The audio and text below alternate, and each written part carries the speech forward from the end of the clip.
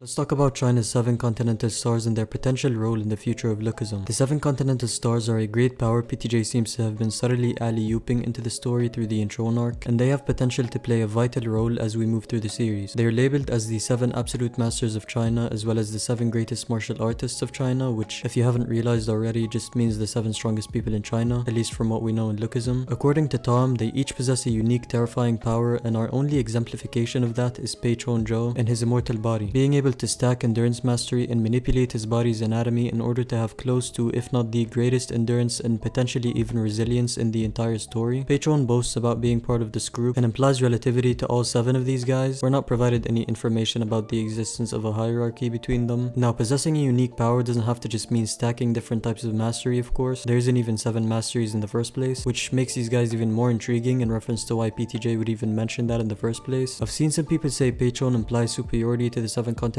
stars, which isn't the case, and this ties into my thoughts on their future role in lookism. To make a long story short, I think the 7 continental stars, if written right, could be a great way for the main cast, allied and the like, to surpass their limits and grow a lot stronger, the same way Daniel did against Pei Chon, regardless of whether or not they realize a path, because it is implied these guys are all as big of a threat as Pei Chon is individually. In the latest chapter, when Pei Chon is faced with the reality that he's been defeated entirely, he says, "I will return. I'll prepare in Dalian," which is the city in China that he rules, "and return. If I'm not enough, I'll bring the 7 continental stars with me, even if I have to sell Dalian off. I'll give up on my pride." With Pei Chon's pride, as we all know, being one of his most palpable traits, as Shintaro himself even highlights, him saying he may even have to sell Dalian off and give up on his pride in order to get the stars to help him, implies some could be stronger and he would simply just have to succumb to that in order to get them to help him.